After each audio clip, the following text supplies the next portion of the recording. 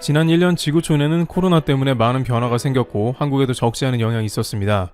최근 특히 미국이나 일부 유럽에서 아시아인들에 대한 다양한 피해 사례가 생겨나기 시작하면서 한국인들이 애꿎게 피해를 보는 경우가 생기며 코로나의 간접적인 희생양이 되기도 했습니다. 일각에서는 한국이 이번 코로나 사태에서 전 세계에 진단키트를 발송하고 대활약을 이어갔음에도 불구하고 이렇게 코로나의 근원지가 중국이라는 가정하에 억울하게 같은 아시아인 한국이 피해를 본다는 의견이 나오고 있습니다. 그런데 이러한 코리아 디스카운트에 대한 우려는 전체적인 맥락에서 보자면 사실이 아니라고 합니다.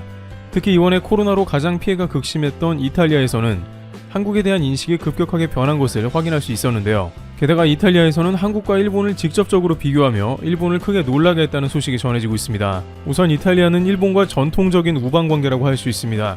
1940년 이탈리아, 독일, 일본은 삼각 동맹을 맺고 세계 2차 대전을 통해서 전 세계에 대한 야욕을 보이며 당시 서로 간의 이해관계를 보존해주기로 한 국가들입니다. 따라서 이탈리아의 아시아 인식은 한국이라기보다는 당연히 일본이 앞서 있는 것이 오히려 상식적입니다. 물론 2차 세계대전은 전 세계에 민폐를 끼친 역사상 최악의 사건 중 하나로 기록이 되고 있습니다만 당사국들끼리만 보자면 서로 호의적인 감정은 남았고 실제 일본은 독일이나 이탈리아에 대해서 오랫동안 투자를 많이 해온 나라이기도 합니다. 지금도 양국의 우호를 나타내는 흔적은 많이 존재하고 있습니다. 게다가 1940년 당시엔 일제는 한국을 지배하고 있었으며 이탈리아가 한국에 대한 인식도 그러한 수준이었습니다. 물론 2002년 월드컵에서 한국이 이탈리아를 누르고 승리하며 논란 가운데 한국이 오르내렸지만 일반적으로 유럽에서 그러하듯 한국은 분단된 국가이며 코리안이라고 해봤자 남한이냐 북한 사람이냐 정도만 물을 뿐 한국에 대한 위상은 잘 알려지지 않은 동북아의 작은 국가 정도였던 것입니다. 그런데 이제 이탈리아에서 전반적으로 한국에 대한 인식이 개선되었으며 특히 일본이 비교 거론이 된 상황이 등장했습니다. 물론 한국의 위상은 유럽에서 알게 모르게 계속해서 올라가고 있었다는 현재 소식은 있어 왔습니다. 예를 들어 이탈리아 로마 공항에 입국할 때 한국 여권만 가지고 있으면 스마트 패스 시스템을 통해서 한국인들은 단 5분 만에 통과를 할 수 있습니다.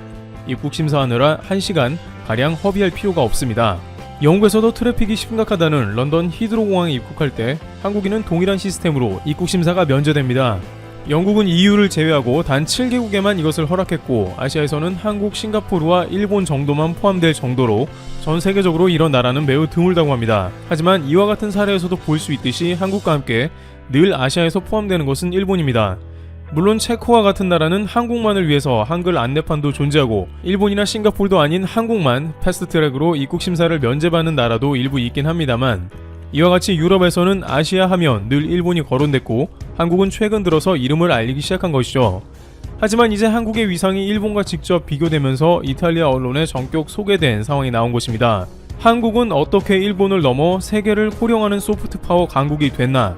이탈리아 시사주간지 파노라마가 3월 31일 발행된 최신 호에 세계면 분량으로 지구촌을 휩쓰는 한류 현상을 다각도로 조명한 특집 기사를 실었습니다.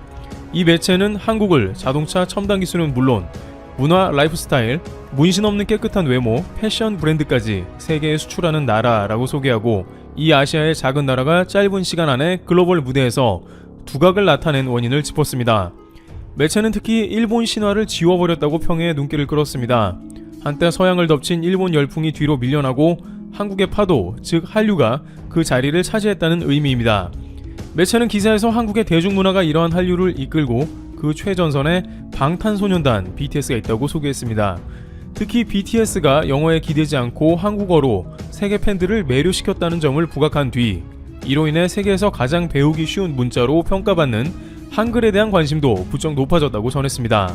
아울러 미국 아카데미 영화제를 비롯해 많은 국제 영화제에서 수상한 한국 영화와 함께 드라마가 선풍적인 인기를 끌며 넷플릭스와 애플 TV 플러스가 경쟁적으로 한국 콘텐츠 산업에 거액을 투자하고 있다는 점도 언급했습니다. 이른바 한국의 문화 콘텐츠 자체가 강대국이 눈독 들이는 경쟁의 각축장이 된 것으로 심지어 최근엔 중국 자본까지도 한국 콘텐츠에 매료되어 대량의 자본을 투자해 논란을 일으키기도 했습니다. 이밖에 한국 아이돌 스타 등의 인기와 맞물려 전 세계에서 주문이 폭주하는 패션 브랜드, 국제적인 음식으로 자리매김한 김치 등도 한류의 대표 상품으로 소개했습니다. 매체는 그러면서 한때 한국이 서양을 모방했다면 지금은 그 반대 현상이 일어나고 있다. 더 자세히 들여다보면 한국은 단순히 강남 스타일 리듬으로만 유명해진 나라가 아니다라고 강조하며 글을 맺었습니다. 반면 일본의 경우에는 앞서 논의했듯이 전통적인 이탈리아의 우방 관계이면서도 오랫동안 유럽에 많은 금액을 투자해서 그동안 일본은 일본을 통해서 아시아를 조명하게 했지만 이제는 대세가 바뀌어 유럽에서 아시아의 문화로 새롭게 한국이 떠오르고 있다는 의미를 나타낸 것입니다. 한편 이와 같은 뉴스 보도가 일본 언론에 나가자 일본 대중들은 하나같이 말도 안 된다는 반응을 보입니다. 유럽이 아직 몰라서 그렇지 한국같이 국가 간의 약속을 지키지 않은 나라라는 것은 당해봐야 알 것이라며 여전히 유럽에서 가장 위상이 높은 것은 일본이며 한국과는 그 격차가 매우 크다고 주장하고 있습니다. 그러나 이것은 단순히 이탈리아의 일개 언론사가 한국을 높여주기 위해 쓰기 위한 기사가 아닌데요. 한국유럽센터 연구교수팀은 유럽 내 한국 소프트파워의 부상, 공공정책의 조사 분석이라는 보고서에서 한국의 경제개발과 과학기술 관련 인지도가 상대적으로 높은 것으로 평가했습니다. 이들 유럽 전문가의 70.6%는 소속국 시민들 사이에 한국의 현대문화가 인기가 있다고 평했습니다. 또한 전문가들의 94.1%는 앞으로 한국 현대문화가 자국에서 더 인기가 높아질 것으로 전망했습니다. 전문가 중 85.3%는 특히 젊은 층에서 한국 현대문화가 인기가 높다고 답했습니다. 전문가들은 한국 현대문화 중 인기가 많은 부분은 91.2%가 K-팝을 꼽았습니다. 또 영화, TV 프로그램, 음식, 컴퓨터 게임, 패션과 뷰티, 웹툰 등 한류 콘텐츠로 분류되는 부분과 일치한다고 연구진은 설명했습니다. 즉 한국의 경제기술도 발달을 했지만 한국의 문화 콘텐츠도 한국의 위상을 높이는 데 기여한 것입니다. 여기에 연구진들은 이번에 한국이 팬데믹 사태에 결정적으로 유럽의 인식을 바꿔놓았다고 전합니다. 일본의 경우에는 코로나 초반에 다이아몬드 프린세스 크루즈선을 일본 국가가 아니라고 설명하는 등 유럽에서도 보기에 불투명하고 우왕좌왕하는 태도가 도마 위에 올라 선진국의 체면을 구긴 반면에 이탈리아와 독일 언론에서는 거의 매일 한국 서울에 모델을 도입해야 한다는 기사가 나왔던 것입니다. 따라서 이번에 이탈리아 언론에서 한국이 일본을 지워버렸다고 한 것은 우연이 아니라는 것입니다.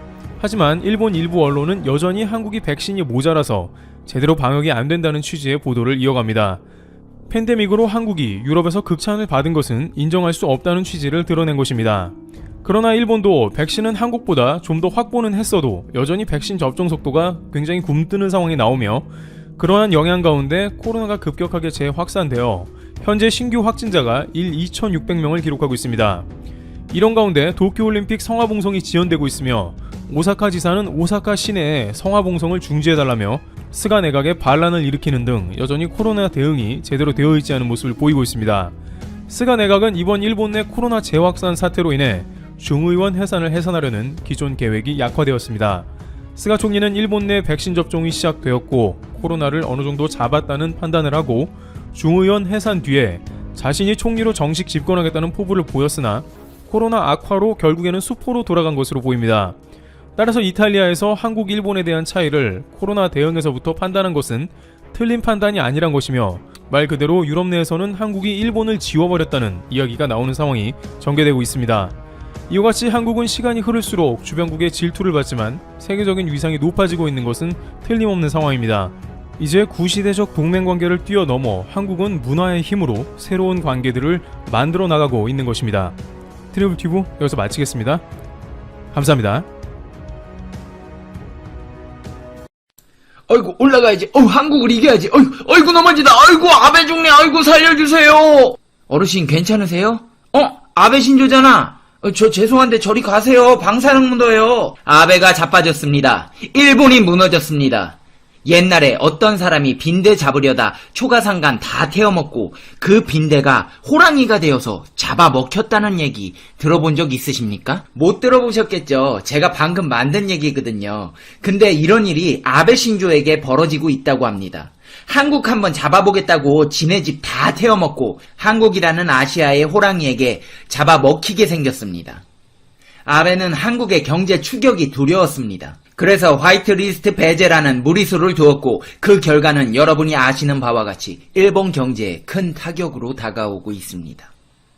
당신이 구독해야 할 단 하나의 채널 Information Broadcasting FTV Fact Check. 이번 화이트리스트 배제는 아베의 일본이 대한민국을 무서워하고 있다는 반증이었습니다. 많은 전문가들이 아베가 이번 수출 배제를 이유로 지적한 것 중 하나가 바로 한국의 산업 성장세가 가파르다는 것입니다. 한국이 반도체 등 부품 소재 분야에서 일본에 의존하며 뒤처졌지만 완성품 분야에서는 혁신 기술을 내세워서 일본 기업들을 이미 앞질렀거나 본격적으로 추격하고 있는 상황입니다. 한마디로 일본은 제품에 들어가는 부품 분야나 불화수소 같은 여하튼 생산재에서는 분명히 아직까지는 앞서 나가고 있지만 다 완성해서 제품을 판매하는 쪽은 한국이라는 말입니다. 아베는 이런 상황이 못마땅했습니다. 일본 입장에서는 제주 부리는 쪽은 자신들 같은데 완제품을 만들어 돈을 챙겨가는 쪽은 한국이었으니 약이 올라버릴 대로 올라버린 어리석은 아베는 그러면 안에 들어가는 걸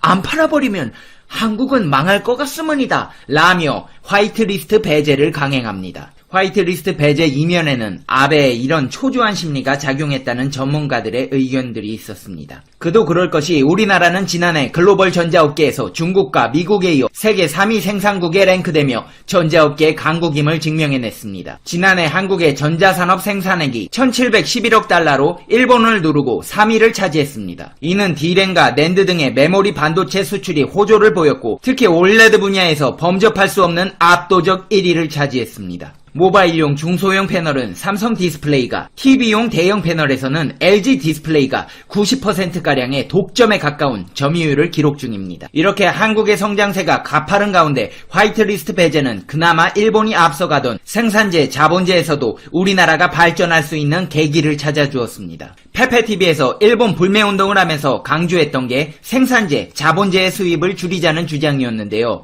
바로 우리 기업들이 해내고 있습니다. 국내 기업 80% 이상은 일본이 수출 규제에 나선 소재 부품에 대해서 부분 또는 완전 대체가 가능하다고 밝혔습니다. 없으면 만들어 쓰겠다는 정신으로 대한민국의 기업들은 단기간 안에 일본 수출 규제의 공백을 메워나가고 있습니다. 또 국내 기업들은 일본 수출 규제로 인해 매출 하락을 걱정하면서도 소재 부품 산업 육성과 국산화 기회로 인식하는 것으로 나타났습니다. 따라서 대기업과 중소기업의 R&D 협력 지원같이 실효성 있는 지원 정책 수립이 필요하다는 전문가들의 의견이 있습니다. 한국산업기술진흥협회는 국내 소재 부품 기업의 일본 수출 규제 대응 실태와 R&D 현황을 발표했습니다. 소재 부품 전문 기업을 대상으로 실시한 일본 수출 규제 대응 실태 조사와 2017년도 부품 소재 기업 R&D 투자와 연구 인력을 중심으로 분석한 결과를 바탕으로 하고 있습니다. 소재 부품을 수입해 활용하는 기업은 75%가 일본의 수출 규제가 매출 감소 같은 부정 영향을 끼칠 것으로 내다봤습니다. 반면 화이트리스트 배제 품목을 생산하는 국내 공급 기업의 52%는 일본 수출 규제가 매출 증가에 긍정 영향을 미칠 것으로 예상했습니다. 61%는 기술력 향상에 긍정적이라고 전망했습니다. 일본 수출 규제 대상 품목에 대해서는 수입선 다변화나 자체 개발을 통해 대체가 가능할 것으로 보는 견해가 우세했습니다. 일본 의존이 불가피할 것이라는 전망은 10%에 불과했습니다. 수요 기업은 19%가 향후 3개월 이내 국내외 기업으로부터 완전 대체가 가능하다고 응답했습니다. 오직 10%만이 대체 불가능으로 내다봤고 64%는 부분 대체가 가능하다고 봤습니다. 이런 우리 기업들의 자신감은 허세가 아닙니다. 일본의 불화수소 수입 규제로 개발한 지 얼마나 됐다고 벌써 LG 디스플레이에서는 일본산에 의존했던 불화수소의 국산화에 성공했습니다. 이번 달 안에 양산에 들어갈 것으로 알려졌습니다. 삼성 디스플레이도 국산화 준비를 마치고 이달 말쯤 테스트를 끝낼 것으로 보입니다. 아니 이럴 거면 아베 화이트리스트 배제 빨리 좀 해주지. 왜 이제서야 하는 거죠? LG 디스플레이는 국내 중소기업이 국산 원료로 만든 제품의 테스트를 마쳤습니다. 이르면 이달 말 일부 올레드와 LCD 양산 라인에 적용합니다. 삼성 디스플레이도 일본산 불화수소를 대체하기 위한 테스트를 해왔는데 이르면 이달 말 시험을 끝낼 것으로 알려졌습니다. 디스플레이 업계보다 불화수소 사용량이 많은 반도체 공정인데요.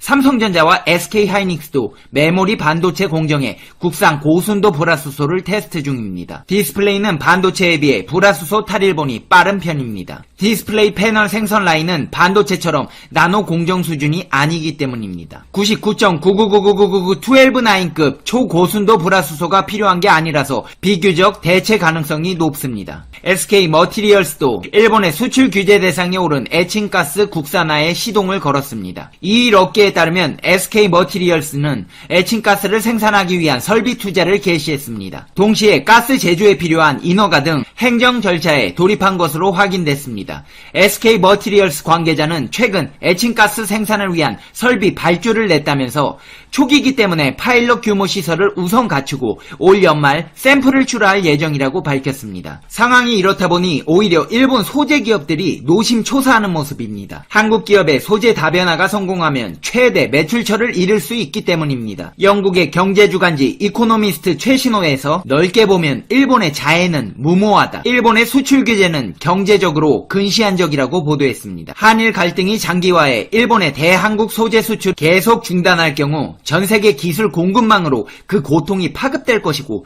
결국 일본의 소재업체에게 막대한 피해를 입힐 수 있다는 것입니다. 이로 인해 일본 소재업체 주가는 내리고 한국 소재업체는 주가가 오르는 현상이 나타나고 있습니다. 도쿄 증권거래소에 따르면 스텔라케미파, 다이킨공업, 스미토모화학 등 일본 소재업체들은 일본의 수출 규제 강화 이후 주가가 하락세입니다. 업계에선 비상장인 일본 불화수소 업체인 모리타화학도 비슷한 우려를 하고 있는 것으로 보고 있습니다. 일본 불화수소 업체들의 한국 매출 비중은 전체의 무려 85% 수준인 것으로 알려졌습니다. 장기간 한국으로 불화수소를 수출하지 못하면 매출에 크나큰 타격을 입게 되는 것입니다. 다른 반도체 소재 일본 업체들도 주가 하락세를 벗어나지 못하고 있습니다. 반도체 업계 관계자는 현재 D램 생산용 포토레지스트와 갤럭시 폴드 생산에 필요한 플루오린 폴리이미드는 일본에서 정상적으로 들어와 큰 문제는 없는 상황이라며, 하지만 국내 반도체 업계들이 불화수소를 비롯해 다양한 필수 소재에 대한 국산화를 검토하고 있어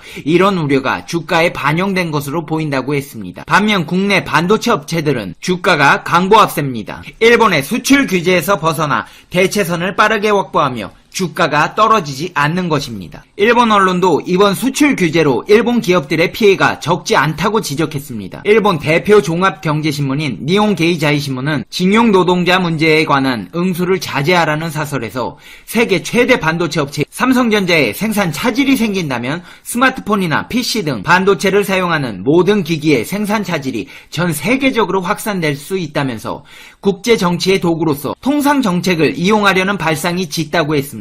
아베 정권은 자유무역을 수호하는 입장으로 해외에서도 높은 기대를 가지고 있지만 이번 조치는 이러한 평가를 해치는지도 모른다고 적었습니다. 일본 내 극우 성향으로 분류되는 산케이 신문은 사설에서 일본 정부의 이번 수출 규제를 옹호하면서도 이번 조치는 한국 기업뿐 아니라 일본 수출 기업에도 큰 영향을 끼칠 것이라고 지적했습니다. 한국의 한 투자증권 연구원은 일본 정부의 수출 규제는 일본 기업들에게도 달갑지 않은 소식이라며 국내 업체들의 수입선 다변화 등으로 일본 기업들에게 부정적일 수 있기 때문이라고 설명했습니다. 이렇듯 일본의 반도체 소재 업체들은 삼성 SK 말고 어디에 팔아야 하니까, 우리 재고 쌓여가는 거 안 보이시니까, 아베 진짜 우리 굶겨 죽이려 그러시니까 라면서 아베에게 수출 규제 해제를 호소하고 있는 상황입니다. 대한민국의 경쟁력은 세계가 알아주는 투자가 짐 로저스 또한 인정하고 있습니다. 세계에서 가장 자극적인 나라라는 책